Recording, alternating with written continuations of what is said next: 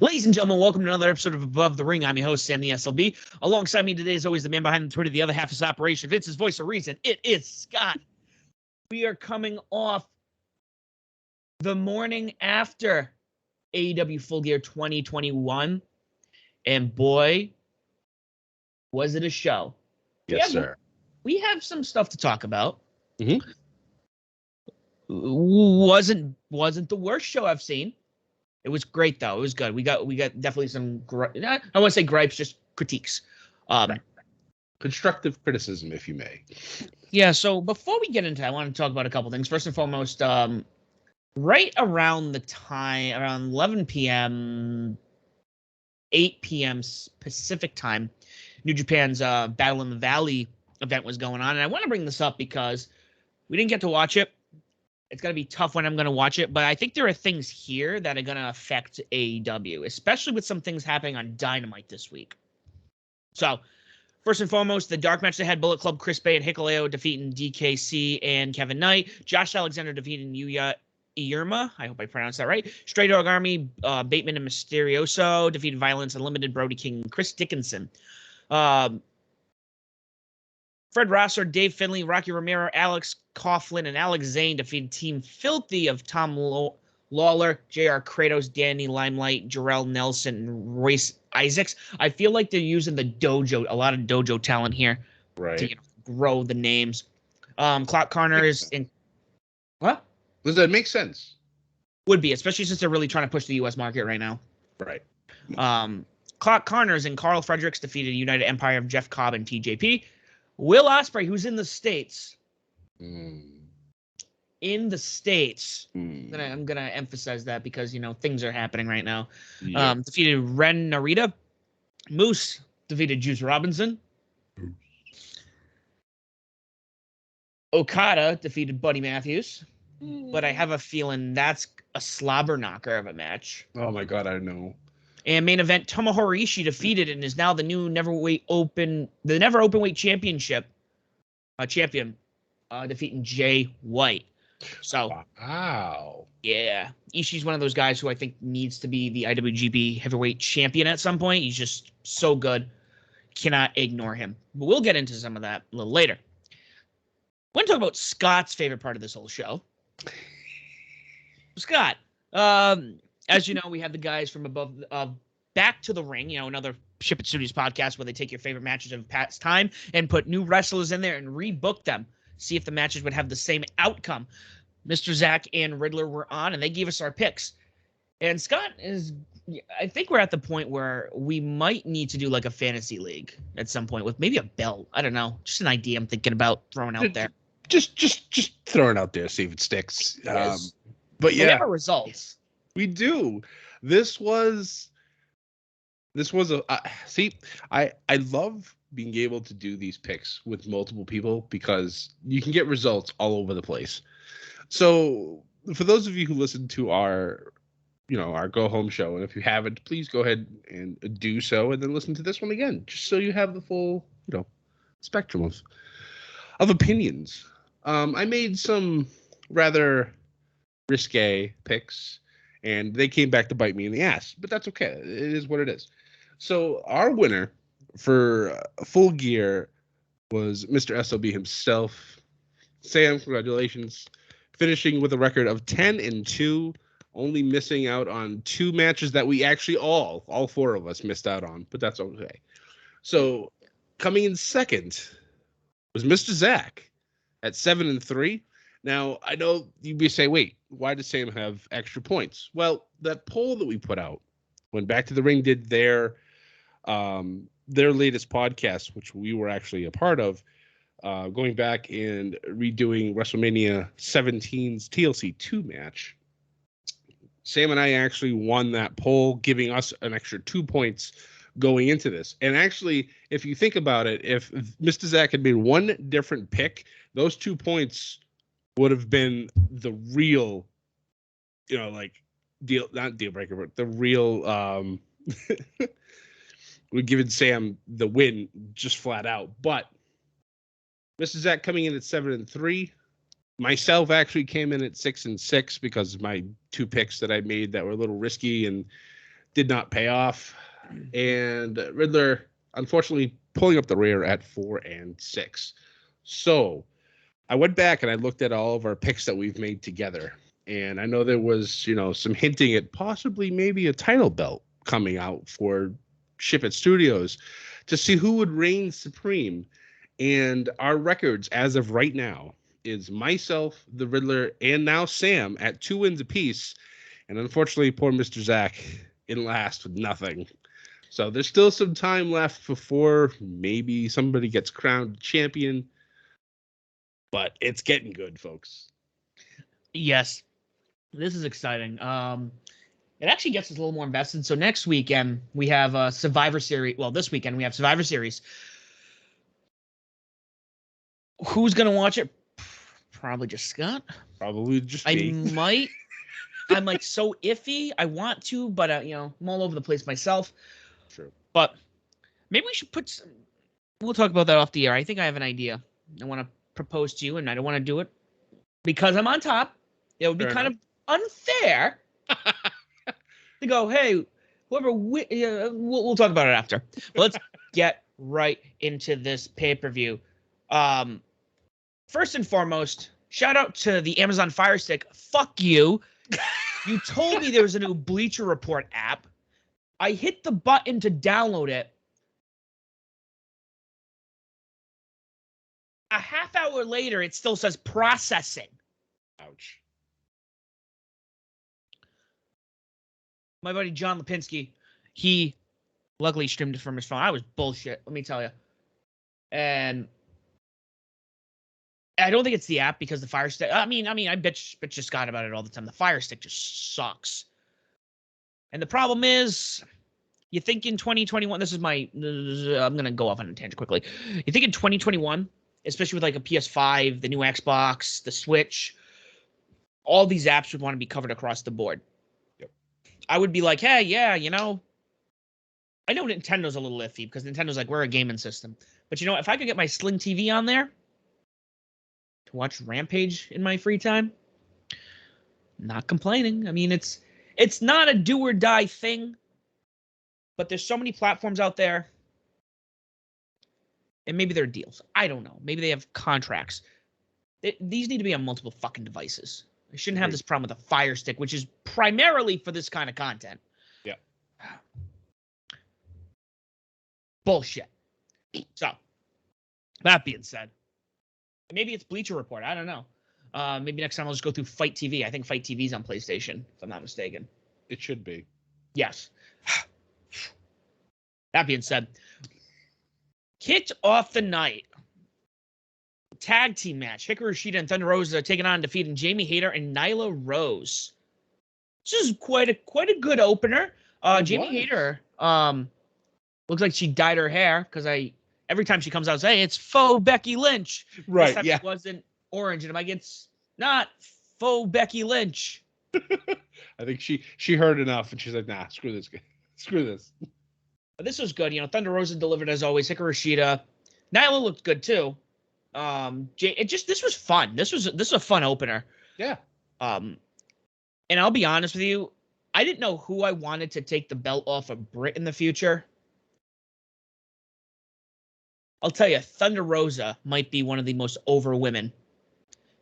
Yep. Because I've been paying attention, and there's a lot of women out there that I don't get. Britt gets the biggest pop.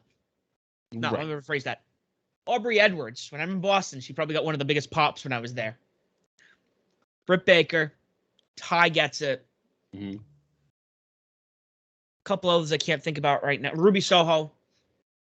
But Thunder Rosa, we don't get to see her often, but when she does, she comes out with fire. Yeah.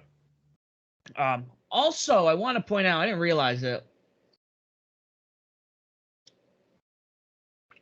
There were times in this match where I thought Vicky Guerrero was mic'd up and realized she wasn't, even though she sounded louder than the commentary team. That's Vicky. That is just Vicky. Yeah.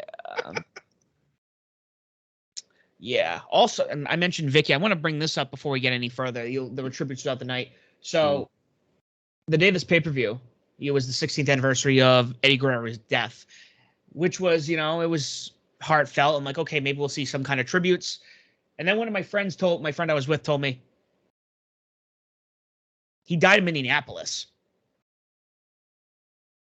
where this pay-per-view took place. And the building they were in was where his tribute show happened. Yep. And I was like, heartfelt moment. Probably a reason why they couldn't do like a direct tribute, but a lot of wrestlers did. Yeah. Which was nice.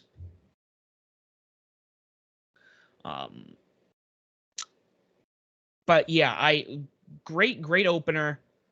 Going right into arguably what for me might be, this one's tough. This might be contender for match of the pay-per-view, the opening match. Yeah. Yeah. MJF with Darby Allin. Yeah, this one was real good. First and foremost, Darby Allin, he's not a high flyer. He's just and he's not a hardcore wrestler. He's just a high risk taker. Yeah. But there was a lot of mat wrestling here. This was very technical. Yeah. Well, I mean, MJF was attacking Darby's, technical prowess throughout the build for this match. So it's only, I wouldn't say it was obvious, but I had hoped that they would throw some more technical, mat wrestling into this, and they certainly did. And it was like one of the opening, not segments, but one of the opening sequences that they did, all the different mat wrestling, like stuff I've seen a lot of times before, but it's still as impressive every single time. And the crowd just popped for it. They're all standing ovation, clapping, and it was a great way to really kick off this pay-per-view. Yeah. Cool. What I really liked about this, and there are gonna be people who are gonna bitch, but we're gonna I want to put the precedent out there. This match was great, and there were no shenanigans up until the end. Right. Which is kind of how I hoped it would have been. And I'm glad it delivered that way. And I think I said, the thing with MJF and him as a heel, and what's great about a good heel, is when they get over somebody like Darby who is over, it's just that much more buying power. Just that much more. Another mark. Oh yeah, I defeated Chris Jericho. I defeated Darby Allin. I've defeated this Sammy Guevara. I've defeated this person. I've defeated this person. It doesn't matter. They could lose every other match on the planet, but when they start getting those notches that are higher on the totem pole, and especially what we kind of talked about in the pre-show, where MJF needs his rise so he can become champion down the road. Right. Him as a heel champion may be better than Kenny Omega. From a heel standpoint, yes. Yes. MJF is a different style of heel than Kenny Omega is. I also like the fact that now MJF has a victory over the other three pillars of AEW now. Uh-huh. So he's going to take that material and run with that for months, and it's going to be lovely. Also, a lot of near falls in this match. And the one I really want to point out was this fucking roll they started doing like they were a ball. Yeah. And the crazy thing is, it didn't look sloppy. They just started moving very fluidly around the ring. Yep. And I'm like, this might be my top 10 for the year. This could be a top 10 contender. This was just a lot of fun. I loved it. And going further down the road, as we talked to this pay-per-view, I said last night, everybody who's one of these four pillars we're now talking about, they made them shine. Yeah. They're no longer pillar. They're starting to be the foundation. Right. You need a good foundation. And also, we had that quick moment with Dante Martin, somebody who I would argue would be the fifth pillar. Could use some mic work, sure. But in ring, flawless. Yeah. So following that, and this is something that I'm all over the place here, but like the last couple of times I've watched and this isn't a critic, this is just my, personal opinion. When last few times I've watched the WWE pay-per-views, you kind of can feel out how the card's going to go. Everything's like, okay, Roman Reigns is the main event. This match is going to be here. This one's going to be about midway, but this will be the long one. This will be the 20 to 30-minute match. This will probably open. You kind of get a feel. Yeah. And the thing here is there was not a match I looked on this card initially where I was just like, this is going to be the second and the last match. This one's going to be the second. This was you knew Hangman and Kenny were going to be the main event. Yeah. They make that almost a strong point minus the Stadium Stampede matches or the unsanctioned matches. Right. With that, the title is the main event. Mm-hmm. As it should be.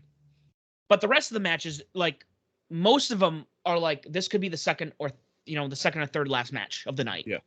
The whole card was like that. So when we went into the tag title match next, which was another fun match. It was.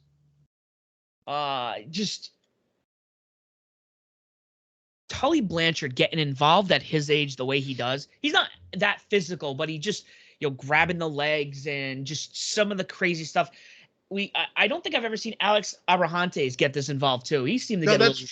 Yeah, normally he's just yelling at ringside, getting the crowd pumped, but getting physically involved and almost brawling with Tully. It was fun to see. I'm glad that he's, they're allowing him to do it, or he's maybe just feels comfortable enough to actually get involved. It's cool to see.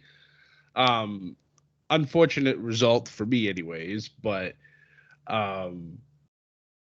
I'm okay with Lucha Brothers taking on and defeating FTR to retain their AEW World Tag Team Championships. But now we still have the question of the AAA titles, because now they're 1-1 against one another. Will we have a winner-take-all match? Maybe. That would be it. I would think that'd be a good way to finish it. Or I know for a fact, and I'm gonna stray a little bit. I know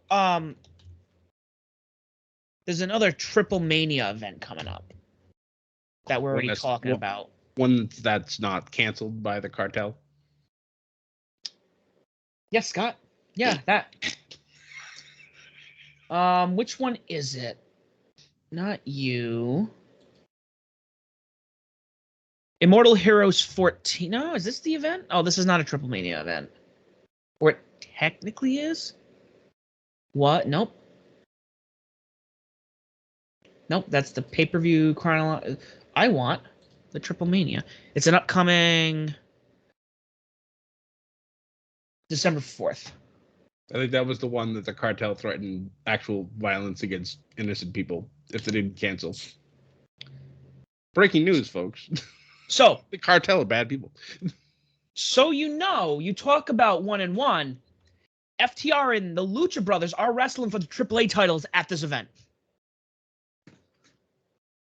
Which, like I did with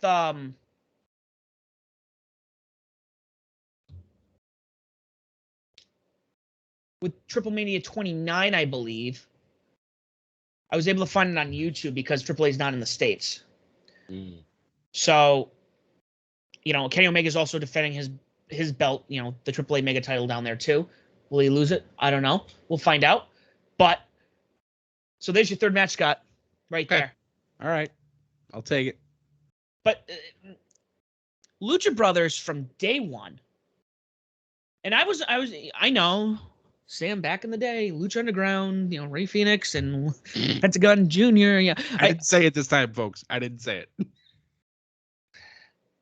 I'll never forget seeing people got to remember, and I know this was, it was 4 years ago now, 3 years ago, 3 years ago, where Kenny Omega took on Pentagon Jr., who, if you watch the VTE episode, he goes, I got to wrestle the crazy guy from Impact? And that was my first impression of him, and he was incredible. And now we got him and his brother. Ray is, and I hate when people do this, but I'm going to say it. There are very few luchadors that I've seen that I can compare to Rey Mysterio. Yeah. As Rey Mysterio. He's up there, and he's so talented. And I don't know if it was this match or Jungle Boy. Maybe it was Jungle Boy. But even Ray Phoenix, he climbs those ropes And I kept saying all night, I go, dude, I just turned 30 and I can't get out of bed like that at 8 a.m. Like, but this in FTR keeping like traditional tag team wrestling alive. Like they just, when I go back and watch 1980s, 1990s tag team matches that are like classics, like the Hart Foundation or, you know, was it the Bolsheviks? Who's the Russian tag team I'm thinking of? With Nikolai Volkov. I know who you're talking about. But either way, like good tag teams, great tag team. It's just these two tag, they might be the two best tag teams. Young Bucks will shoot me if I say that, but they might be the two best tag teams in the company. So next up, and I got a lot of questions on this one, Scott, and I know you do too. Bryan Danielson and Miro. Fun fact about this, I think Bryan Danielson said, or Daniel Bryan, depends on what part of the commentary you were listening to at that point in time. How many times did he do it? Like 5 times? Well, okay. So the one thing I will make the argument, I know a lot of people like, first of all, he is old. He just got diagnosed with skin cancer, which really shouldn't affect his mind. But Bryan Danielson probably has the most confusing name out of anybody coming over from WWE. It's true. Jon Moxley was Dean Ambrose. Right. Like, I can understand, like, maybe the very beginning. You might accidentally call him Dean because, you know, he'd been Dean for a while. But yeah, Bryan Danielson, Daniel Bryan, it's very interchangeable, especially when we've called him Daniel Bryan for how many years now? A long time. Yeah. A long time. So your brain gets trained to it. And like, we do it. Yeah, we've done it on this podcast multiple times. But it's just, it happens. It's just, at this point, it's just comical. Like, I'm not gonna hate him for it. I'm like, it is what it is. JR's called Daniel Bryan matches, so it happens. But it was just comical to see. Like, we tried to start a counter for it every single time. And I think even Tony Schiavone did it once too. And like, it's spreading. But this was good. This is again, I keep saying it. Out of anybody I've seen come over from WWE, or even in general, Bryan Danielson has not had a bad match. True. Like, Christian Cage has pretty much been solid. Mm-hmm. Dustin Rhodes has been pretty solid. Mm-hmm. But Danielson's matches has always been the kind of like, I'm going to put my phone down for this one. And I sit there and I stare at the TV. And I just like, it's just, I get so enthralled. Especially with some like Miro. You know, I think he admitted during the kind of how he got sidetracked. In the promo video, he was like, I've never defeated Miro. Yeah. As soon as I heard that, I was like, shit. I'm like, why didn't I watch this promo before I made my picks? But because you and I, this is kind of like with Danielson and Omega, where you and I were like, he can't lose his first match, and the champion can't lose, and you can't have shenanigans. Yep. This was very, because I was kind of, I'm like, how they got, there's no way Danielson's going to tap. Right. There's no way Miro's getting pinned. Yep. And again, slobber knocker. They kept kicking the shit out of each other and kicking the shit out of each other. And finally, Miro just passed out. Yep. Tactical submission. So this is gonna be this is like probably the best way they ended this match. Yeah, I agree. I just, now my brain just can't stop thinking about how Miro is going to get revenge. But yeah, now he's on a tirade. Right. Now, will he blame God for this, or will he blame Bryan for this? That's the fun part. Or will he blame my wife? No, he'll never blame. He still can't go home. So, oh my God, this is going to be amazing. he's a monster right now, but he's only gonna get crazier. He's gonna get insane. Love it. Love it. This is what a WWE should have let him do. Just be a monster. And they tried to. And then of course Rapidu walked around and well that's John Cena. Oh, you're the foreigner, you gotta lose. That's true.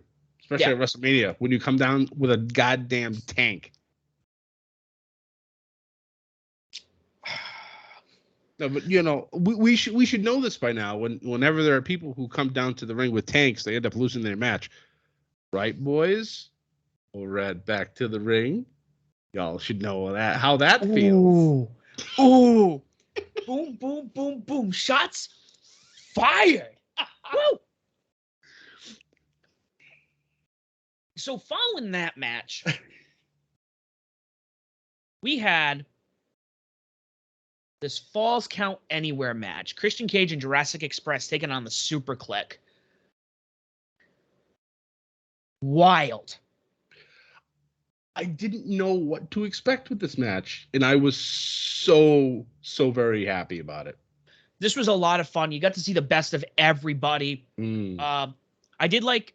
I noticed there were definitely a lot of times where Christian Cage he'd show up and he kind of stayed in the back a little more. Let Jungle Boy and Luchasaurus kind of do a lot. Like I felt like he was trying to hand things over to Jungle Boy, which if you noticed a couple of times with the Concerto, Jungle Boy had an issue doing it. Christian Cage kind of like he didn't shrug him off, but like he just like looked at him. No, first time he gave him the chair and he's like, "Come on, just do it." And he wouldn't do it. And then the second time he asked for the chair, and then he's like forces it at him and like smacks him on the back. And I'm like,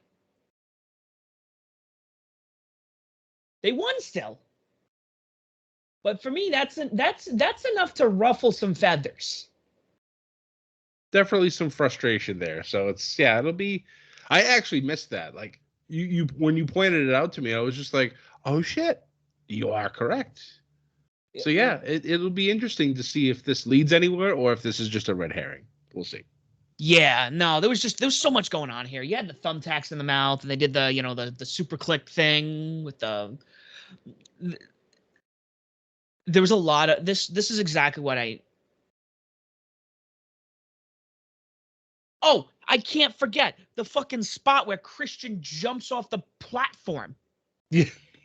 He's like going to jump off like the barrier, and he's like, no. And he starts walking up the stairs more. Probably the oldest guy in any matches tonight. Yeah. And he takes the biggest fall. Yeah.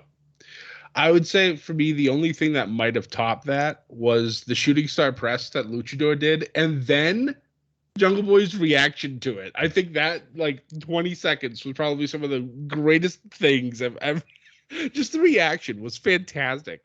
Jungle Boy was just like, oh, what? Now, we'll talk about this at the end of this. But we talked about the super click and the elite being a thing. And there are definitely things that happened. We thought they were going to win because they just got Adam Cole. And that was another thing. We had a lot of fun moments with Cole and Jungle Boy. Yep. Really pushing that feud still. I'm wondering if there's cracks in the elite because they lost this match and there were other things. We'll talk about that shortly. Also, kind of ridiculous. This is one of those critiques, but it's one of those funny moments where. So the Full Gear set, a little different this year. It actually reminded me of a New Japan set. Looked very New Japanish. I was not impressed. I wasn't, to be honest. The way they had like the steel beams and whatnot, that's very similar to what New Japan looks like sometimes, like during Dominion or some of their other shows. What that also reminded me of was old school WCW as well. Yes. But going back to that, so we had the set with the barriers. And there was a couple, I forgot who, it was somebody's like, Jungle Boy starts climbing it. It's like, Jungle Boy's starting to climb into the rafters. And he goes 1 peg, 2 peg, and then the gear's right there. Yeah. And I'm like, womp womp. Huh. We still get the Panama Sunrise spot, so that still works. We did. Yeah, this is one of the losses we had. I'm not upset with it. Actually, I'm interested because now this could change the whole dynamic and storytelling going forward. True. Especially since Adam Cole introduced a buddy of his on Dynamite. And now, why would Adam Cole want to be friends with people who don't know how to win? Adam Cole's an undisputed player, my friends.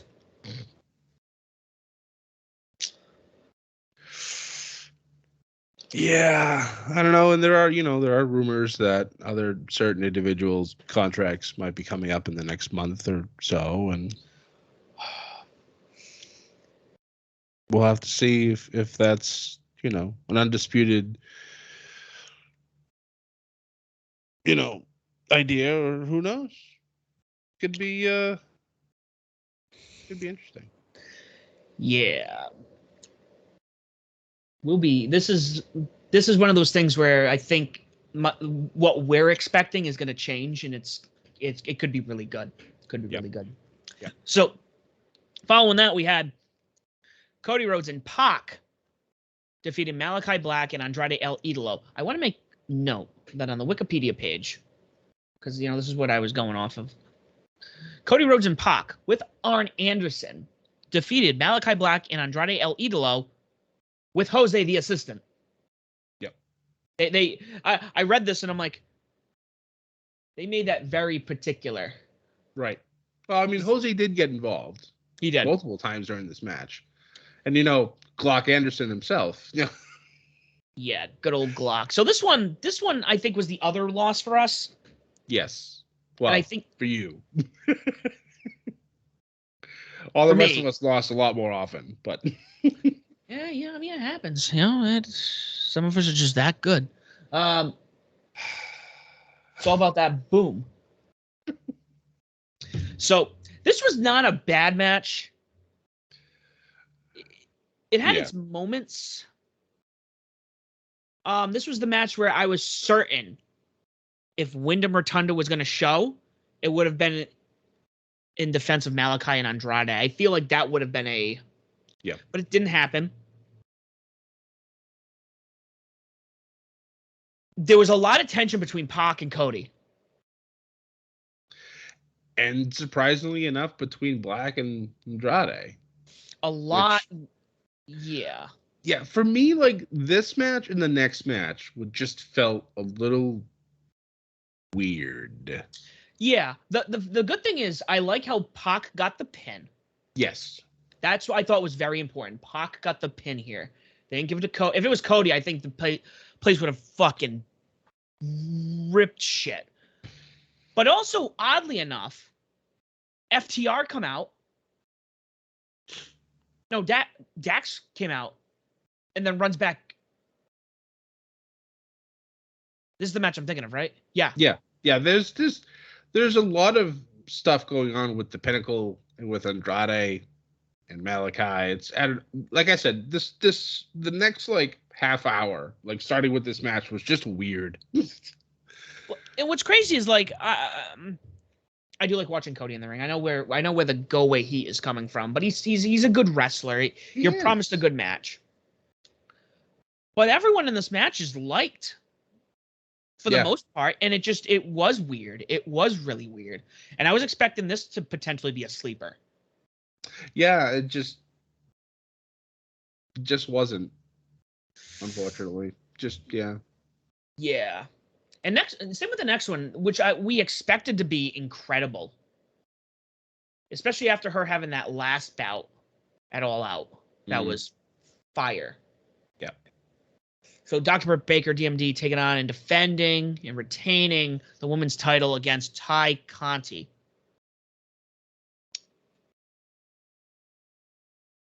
Weird one, Scott. I felt like this match was about 5 minutes too long.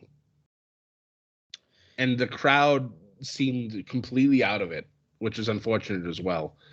I don't know. It was just, like, things didn't really flow all that I shouldn't say all that well, but there were times where it was a little sloppy, and I don't know, like the crowd was hot to start for it. Like Ty Conti comes out with like this war paint on, and just looked like she was just ready for war, and it just, I don't know, it just didn't click, and it's unfortunate.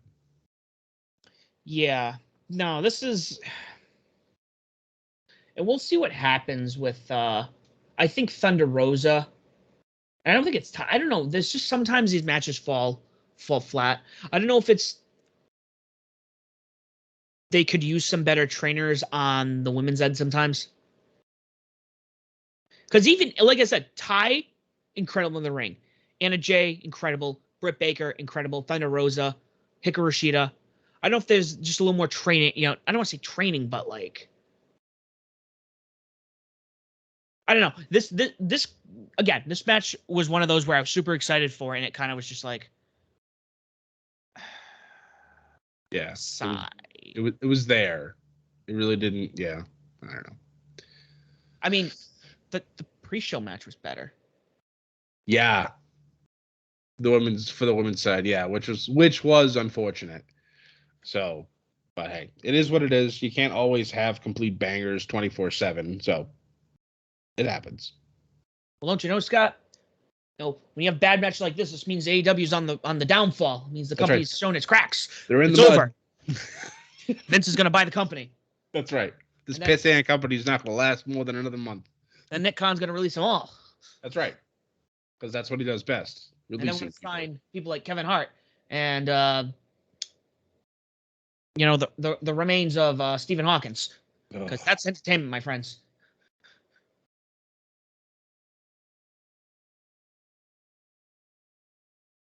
Rage. However, it does pick up. It does pick up after this. So following that match, we had CM Punk taking on and defeating Eddie Kingston. This match was the emotional fight of the night.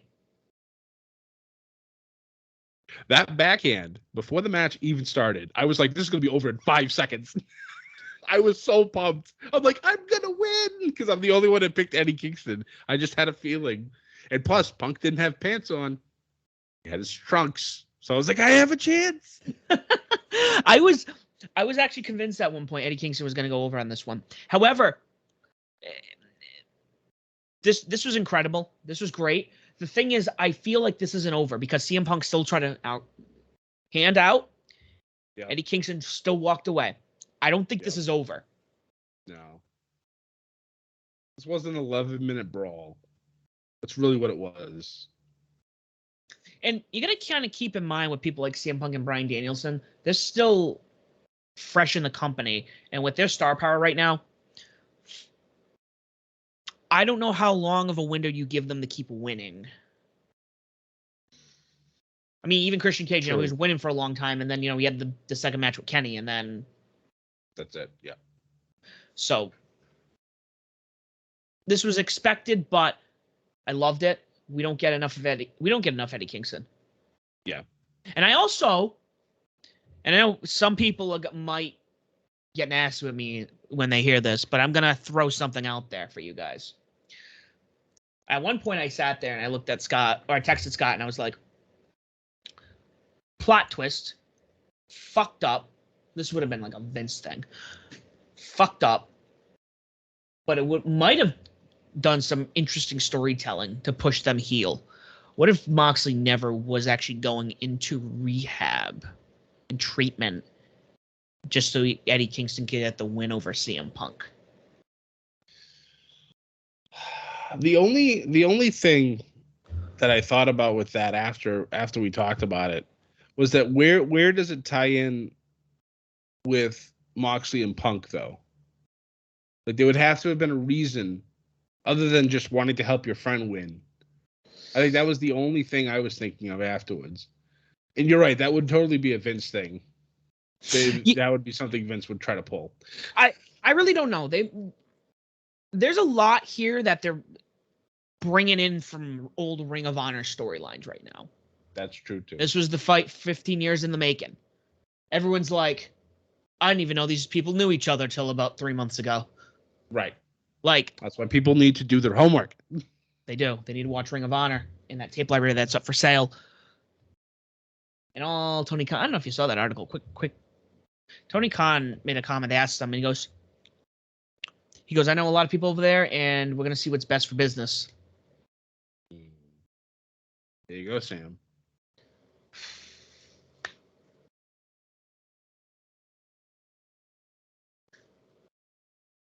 Yeah.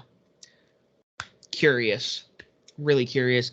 But also, at this point, so at the beginning of the pay-per-view, they announced that Orange, or is it, I don't know if it was Rampage, they announced Orange Cassidy is going to have a mystery partner on Dynamite. Mm-hmm. And my first thought is it's Okada. Now, when you looked at the Battle in the Valley card, I didn't realize like half of Chaos is in the States right now. Right. We're not getting Okada. We're getting Tomohiro Ishii. Or Tomohiro Ishii. Which is super exciting. He's another talent. He needs to be IWGP champion at some point. I feel I'm super excited getting more New Japan guys. But now with the whole Chaos thing, we had Rocky Romero, we had Tomohiro Ishii over here now. I'm wondering if they're milking this. Maybe. What if we milk it until after the Tokyo Dome? I mean, if I was to show a primetime audience in the United States, if I wanted to really sell the product, I want to send over the champion at some point. It's true. And not to knock anybody else who's been champion. I love Naito. I love Shingo Takagi. I love Kota Ibushi. Even Okada's appearance, whether he's dressed up to the nines in a suit or he comes out with the jacket and the belt, every anime freak and their brother's going to be like, yeah, I'm invested. I need this. And you do need it because you don't know what's about to happen. I know. So I think they're milking the time frame for Okada to show up. Need a big moment. Need a big moment for him to show up. Yep.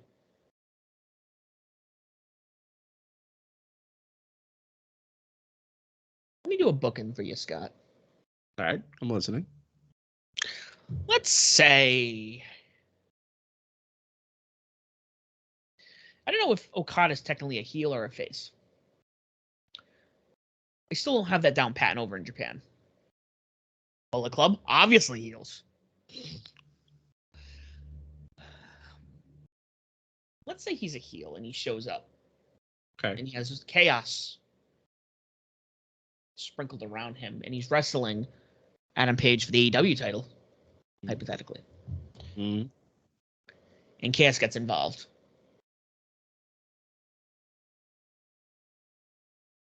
And with certain things that have happened,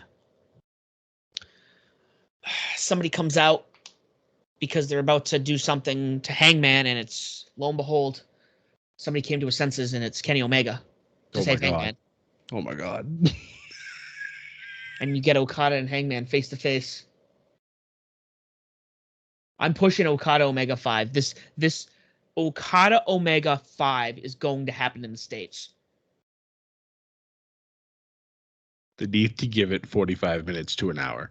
It needs to happen. I want this match to end at 59:59. What if this? My God, I'm hyping myself up, Scott. What if?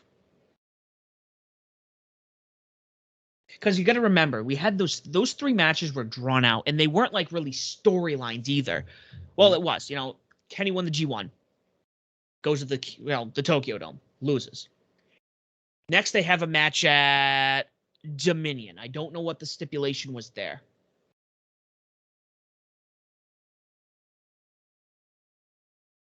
Kenny won that. No. They were tied 1-1. And then they wrestle at G1 the following year. Mm-hmm.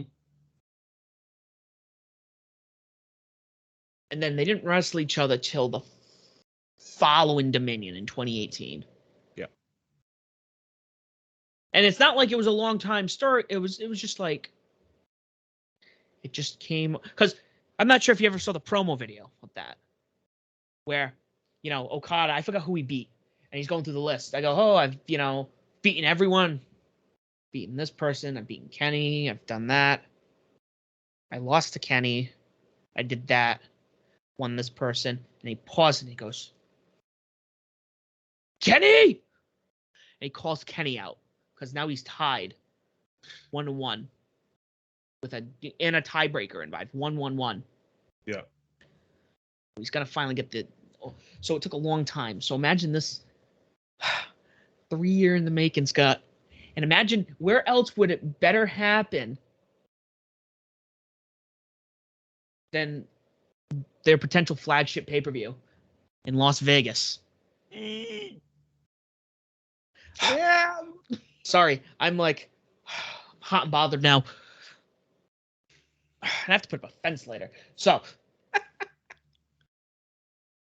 wow, we totally got distracted. I don't even know how I got into that. Oh, yeah, we're talking about so we got Orange Cassidy, Tomohiro Ishii tag teaming on Saturday. No, on Wednesday. Up next, we had another interesting bout. Inner Circle taking on the Men of the Year, defeating them with the American Top Team. So, off the bat,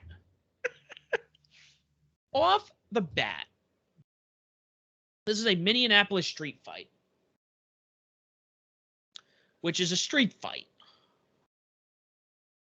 But when the match kicks off, Scott, I don't know about you, but I don't know any street fight that starts with tag rules.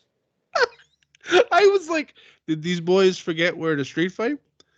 Why are we having tags? Like, why are people just standing on the apron? Why aren't we all just brawling? Because that's what this is supposed to be. And then I think somebody went, oh shit, that's right. This is the street fight. And then shit just got better. But the first like 5 minutes, I'm like, guys, what are you doing? Yeah, it was weird. And it just transformed. It wasn't even like, oh, things are breaking out. It was just kind of like, oh yeah, this isn't a tag match. We should just kind of like kick the shit out of each other. Yep. Because I looked at my phone and I'm like, they were all up against the ropes and now they're all over the place. What the hell happened? This is how it should have started. Yep. Not only that, so now we learn the stipulations of the Minneapolis street fight. All the items there in the street fight are things that were invented in Minneapolis or I think in Minnesota in general. Yep. If I had $20 for every time I heard bunt cake pan. Or toaster. I was like, what the fuck is this? Did they take inspiration from Mario Was Missing? Like, we can get history lessons now in the mat. Like, they just start talking about these things. Oh, yes, the favorite bunt pan was invented in, like, 1904 here in Minneapolis. That's great. What's that have to do with the match? Oh, yeah, it was definitely something else. But I mean, there were times I thought Dan Lambert was going to pin Jericho. I was literally on the edge of my couch waiting. If that would have happened, again, this was another one of those picks that I just randomly made just to see if I could, get an extra point. Nope. The other cool thing I liked about this match, so just before this match started, we had wrestling legend at the end, Baron von Raschke, ringside. Legend, especially you got to keep in mind, Minnesota. I know everyone's like, oh, they say it in every episode. It's, a legendary wrestling city, the great wrestling city of Milton, Massachusetts.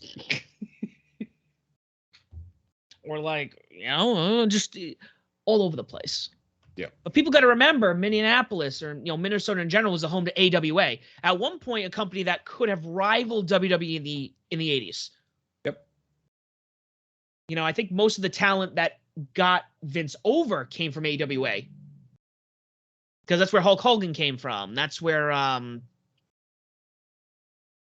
Bobby Heenan came over. Actually, I believe Tony Schiavone might have been there at one point. Eric Bischoff started in AWA.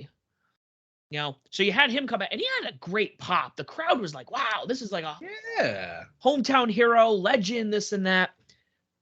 But it got even more exciting when Ethan Page came up to him, and he just did the claw, and the place went mental. My God, I loved it. It was just like he did it, and guy's 81 years old, and that's all he had to do to get people over. Look, that's all you need. You don't need Hulk Hogan coming out and dropping the leg, or just all you had to do is be on the sidelines and go pop. Yeah.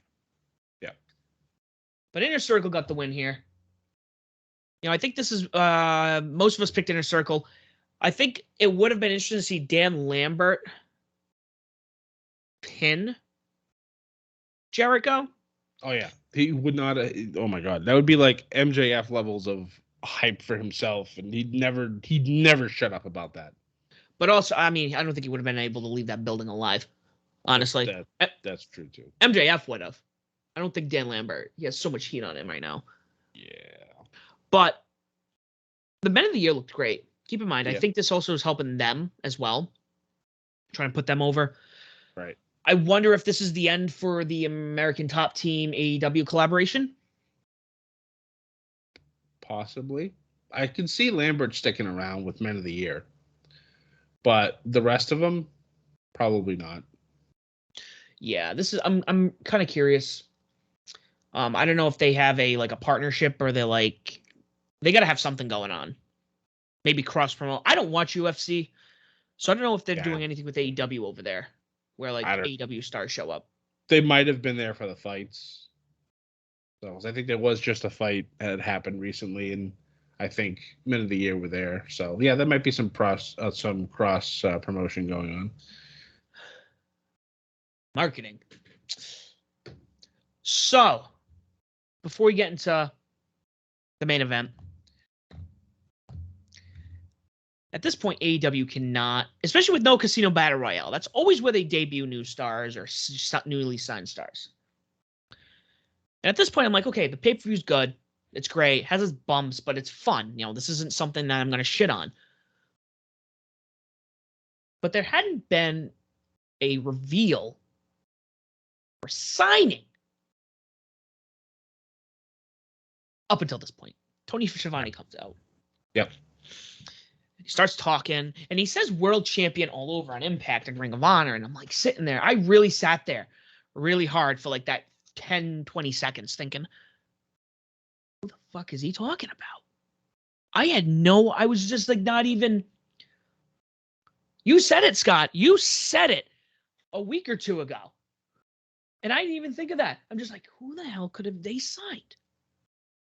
And when they fucking said Jay Lethal, I lost my fucking mind. So excited. Not only did Jay Lethal show up, he is all elite. Yep. Not only signed, is he all sealed, elite, and delivered. Not only is he all elite, guys, he's wrestling on Wednesday against Sammy Guevara for that TNT title. He better win. I swear to God. He better win that match. Jay Lethal, to me, and I'm not talking about, again, not talking about New Japan. I'm not talking about AEW. I'm not talking about Impact. Jay Lethal, to me, is the king of the indie scene. He is ROH. Yes. He's hands down. I think even after the Bucks left and Hangman left, when I saw, I think it was Mass Hysteria in 2019. Marty Scurll was still there, so he had probably the biggest pop. But after him, Jay Lethal still got a crazy pop. Yep. Jay Lethal is the man. He would be somebody I would I would riot if whoever went to WWE and they fucked him up. Yeah. I think that's why he stayed away from them, because they probably would have. Because he's not tall. He's not giant muscle person. So, yeah. But the man can talk. The man can wrestle. Like, I've been to some, what was it? One of the Rumbles where it was in Philly and Roman won. I don't remember what year it was, but we went to go see an ROH show, and Lethal was there. Actually, I think Kenny Omega and the Bucks were in the main event in a 6-man tag, but Lethal got a bigger pop than Omega and the Bucks did. I'm so excited. I am so hyped right now. We have Jay Lethal. Yeah. I can't wait for Wednesday. Dynamite's going to be amazing to watch. Yeah.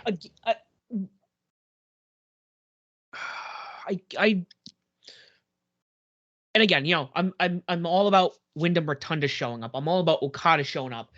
But this was big. This is somebody who should be in the limelight across the board. He should be an action figure that every kid has with his wrestling set. Yep. Jay Lethal is all elite. And what we're gonna see, we can't even start to fathom. I know. We're gonna see Lethal and Danielson. We'll see Lethal and Cage. We'll see Lethal and Kenny. Lethal and Cole. Stuff that's probably happening in Ring of Honor. We're gonna see this. Yep.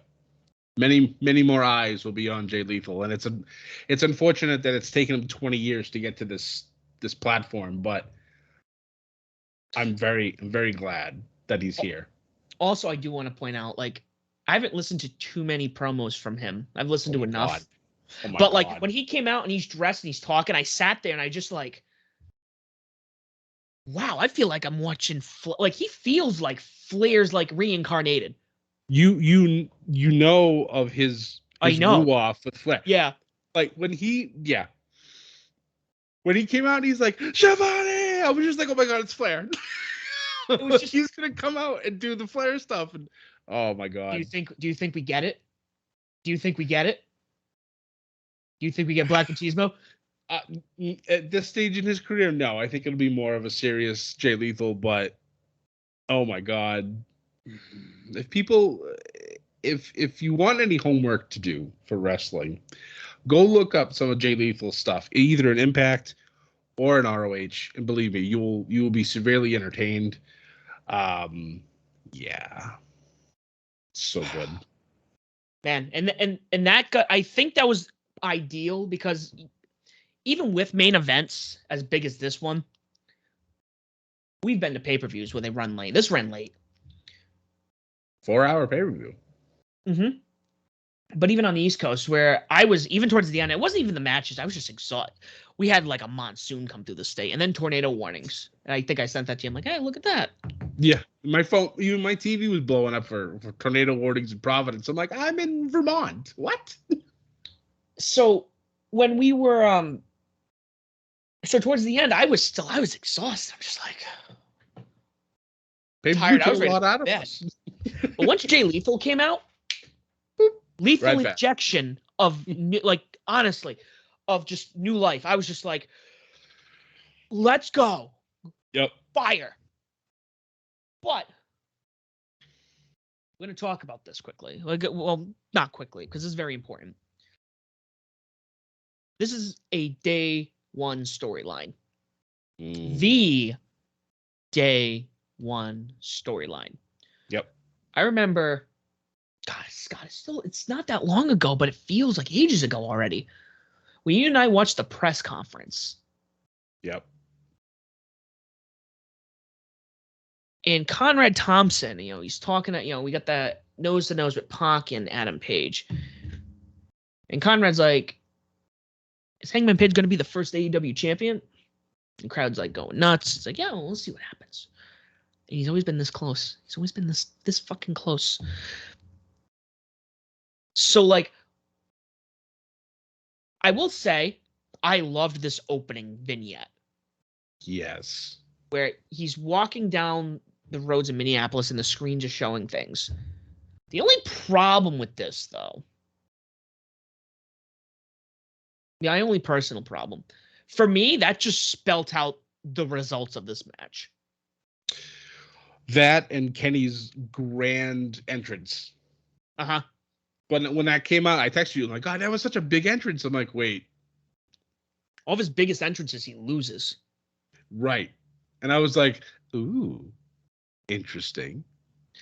Also, make note, this might be the greatest comment or fact for Adam Page ever. We're proud of you, graphics team. Literally brought a tear to my eye. Because they always make fun of him or have some off comment, and it's always hilarious. But when I saw that, I immediately teared up. I was like, that is fantastic. I love it so much. This is everything I wanted this to be. Yeah. This was incredible. This was phenomenal. Both men, especially Hang. I can't say he's a young guy because he's actually only like 2 months younger than I am.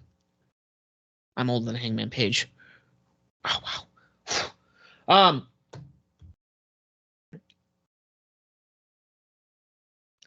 I don't know how long they're gonna have the belt on him. I'm really excited for this. His journey has been one for the record books. Obviously, my concern is if he's gonna do I'm gonna defend this title every chance I get.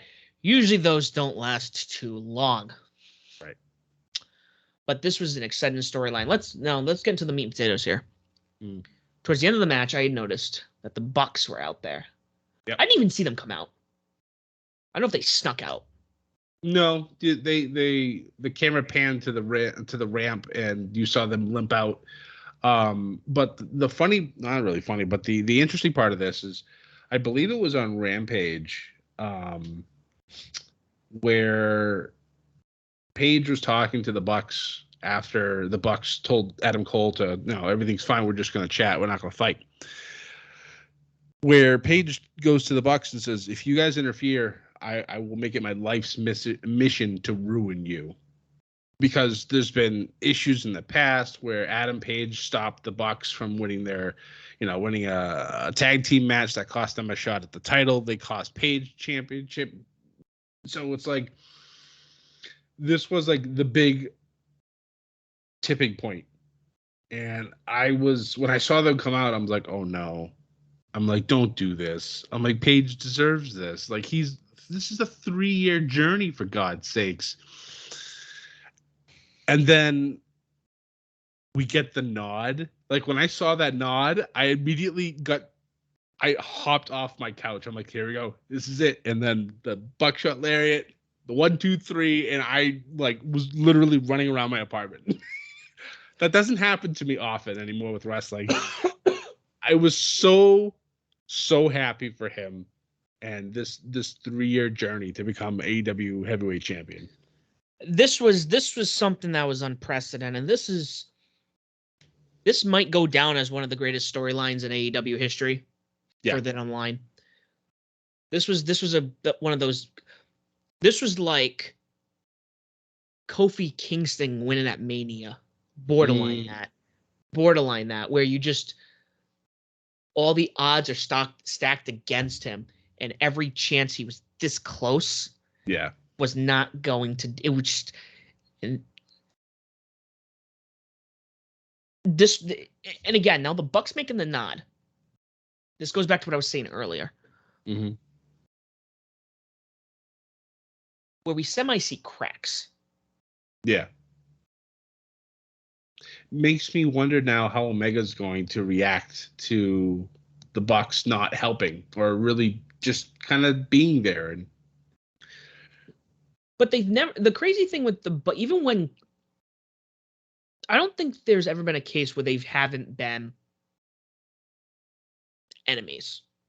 No, where they've been enemies. I've seen matches where they're booked to wrestle each other. I forgot where it was. I think it was it Cody and Kenny taking on the Bucks? No. It was Jericho. Was it the Jericho Cruise the first time? It was like the Bucks of Jericho or Y2 Jackson It was like taking on Kenny and somebody. They've wrestled each other, but they've never been against each other. Right. I think maybe the only time they were maybe against one another was when Hangman and Omega took on the Bucks for the tag team titles way back.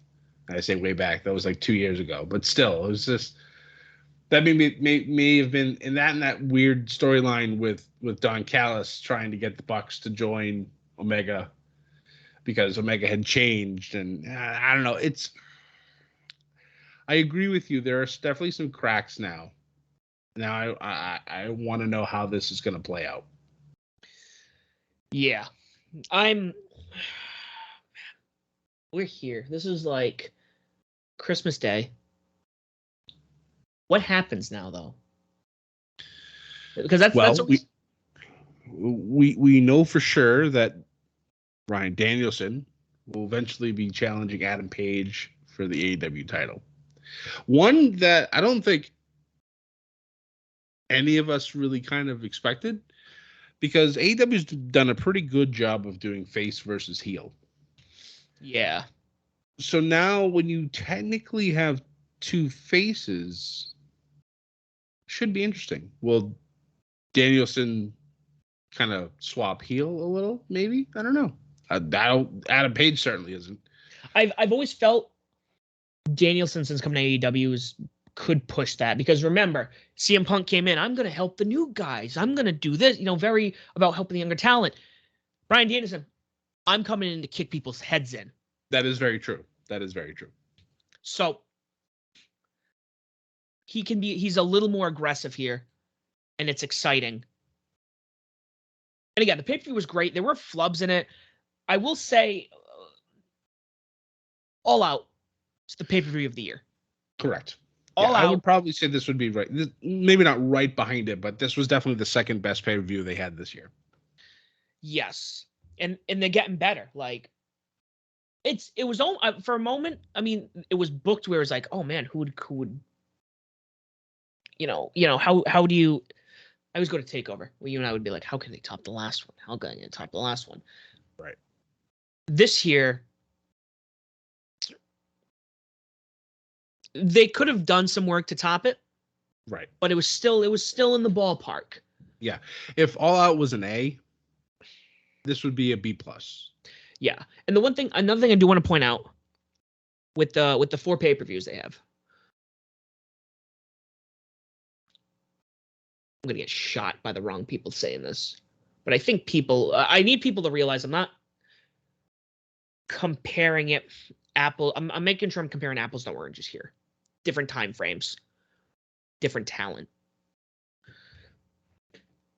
This is how I remember the Big Four used to feel like. We had these long story, even though you had even the pay-per-views, even the in-between pay-per-views always helped with the build-up. They don't have that. They only have the shows. So I went over to my friend's house and I'm like, oh man, it's Full Gear Day. Like, it was like one of those things. I bought popcorn, I bought chips, we bought we just were just excited. Like, and the hype is there. And most of the time, the crowd is there too. Yep. The fact that they were cheering, "This is awesome, holy shit," in the first match. Yeah. It's incredible. And this is what I like about it. I hope they stick to 4. I hope they never change it from 4. I mean, if they were to do anything, I'd change the name Revolution. I mean, it's okay, but that's the one name I would change. Full Gear, I know, is the one we're all like, why? I mean, I know why, because that's a BTE thing. But Full Gear is also, I don't know. But that aside, I do want to point out, I don't have updated rankings. They have them from the 12th. Yeah, I don't think they'll put them out until, I think they put them out on Fridays, I think. Yeah. So I just looking at what we have now. So right now, this is going off of this is from the 12th. So this is Friday. Yep. I don't know if this is pre or post Rampage. Probably pre, I'm assuming. Pre, yeah. So we got Kenny, Sammy, champions. Mm-hmm. We have Hangman, Miro, Danielson, Scorpio Sky, Orange Cassidy. Yep. I know somehow when you lose a match against a champion, I think that knocks you down somehow. I don't know how that plays out. I think it knocks him down a little bit. Obviously, Bryan Danielson will be now number one. Mm-hmm. Miro probably will drop down a little bit because he lost. Maybe even drop down to 3. Kenny will probably go to 2. But now we have, like, looking at that, though, okay, we got Danielson up front. You know Miro's coming for that title still. Yeah. Scorpio Sky is in line. Somebody who I think should be an AEW champion. Orange But he lost, though. He did. So he probably will fall out. Cassidy, he didn't wrestle on the pay-per-view, but he also lost his match on Friday, too. Interesting. I'm looking forward to this this new ranking. We might have 4 out of 5 new people. Yeah, and I'm just going off of this list. I'm just like looking at this. I'm like, these are who are right here. Yeah. But this is gonna shift. So you and I could be talking about 5 completely new people. Yep. I feel like this is one of those things where we've come full circle with a lot. Like this feels like it's going to be the start of a fresh everything. Yeah. And I'm super excited. I want to jump back quickly. We talked about Eddie Guerrero tributes. I think the one that I almost started tearing up for. I want to bring this up. So at the end of the Minneapolis street fight there, where Jericho did the frog splash. Yep. I think he pinned Lambert, if I'm not mistaken. Yep. That might be the most I think I've seen, or the closest I've seen Jericho actually cry on camera, because he looked up the whole time after he won the match. He's just staring into the rafters. Yeah. You could see him say, "I love you. I miss you. This is for you." Kills me. I know. In the words of Andrew, if he was in AEW, he'd be used right. So. I mean, that's an interesting thing to think about. Like, would he even still be wrestling at this point? Would he have already been transitioned to like a producer, or would he just would have retired from the business? It's one of those stories to think of, and I mean, yeah, it's. There's a lot here that we could talk about, because he was so over. For WWE to let go of him, that would have been a travesty. Yeah. But again, Kurt Angle was big, and he went to Impact and became their first champion. Right. So imagine the shit he could have done in Impact. True. Could you imagine? Yep. Impact might be where AEW is now, if that was the case. Mm-hmm. You never know. Like, could you imagine Eddie Guerrero wrestling put the lotion down, folks. Eddie Guerrero wrestling a young AJ Styles, or Samoa Joe, or Christopher Daniels, Frankie Kazarian. I love how we were both like, there's a lot that could have been done, or like a lot of talent. He could have been in Japan. True.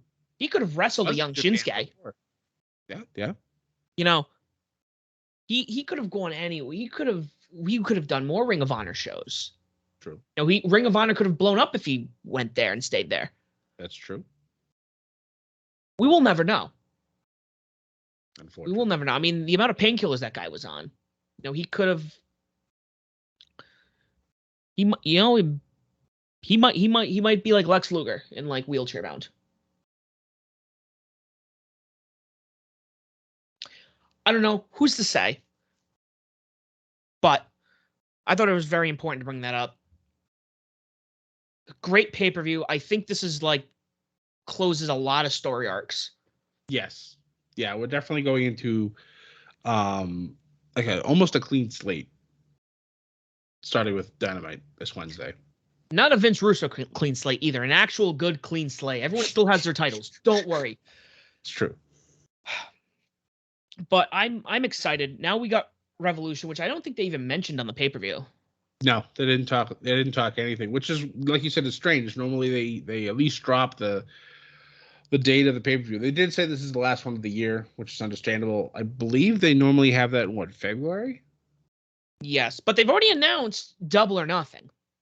Well, I mean, don't, like you said, it's their flagship show. That is their WrestleMania. So, I mean, that kind of makes sense that they don't have a date for it yet, but they've announced that it's in Vegas, which it always should be. So, we'll see. I think we should, I don't know, think about that. You know, Oh, yeah. Vegas is a cool spot to go to. I've been there once, so I would like to make it a second trip. Be interesting. Yeah, I heard we can make quite an impact there too. Yeah. Maybe. Yeah. But let's. This is. I'm excited. I can't wait to see what happens on Wednesday. The fallout's going to be nuts. We want to know your thoughts, guys. Also, who's your god now? Me.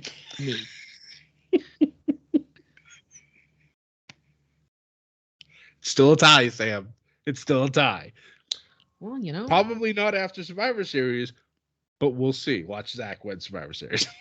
Oh, geez. Yeah, watch that. I want to figure out we'll have to find technicalities. We have to do breakdowns. We might actually have to go into the numbers. I know. We have to loss percentages. Yeah. Well, guys, thank you so much for listening. Please let us know what you think. And don't forget, as always, to follow us on Twitter at Above the Ring. You can find us on Facebook, Instagram, and YouTube at Above the Ring. You can find myself as the SOB Official and Scott as Scotty J Stream on Twitter. Don't forget to follow our friends, Back to the Ring. Like I said, they take you back to old matches and put in new talent and rebook them and see if they come out with the same outcomes. They don't, because some of us get extra points for doing so. We are on all streaming platforms. If there's something streaming platform or just a platform in general you don't see us on, let us know. We will put ourselves on there and start interacting with you all. You know, Discord, I know, social media is in this weird place right now. If there's a social media platform, we'll go anywhere at this point. And we'll go back to MySpace. On your streaming device, your streaming platform, your mobile device, please make sure you like, share, subscribe, leave a comment, leave a review. Tell people why Ship It Studios, Back to the Ring, and Above the Ring on the podcast if you're choosing, and why they should listen to us as well. Thank you for listening. Full Gear, coming gone. The fallout is following up. Don't forget to ship it. And as always, do not forget to join the Bedlam.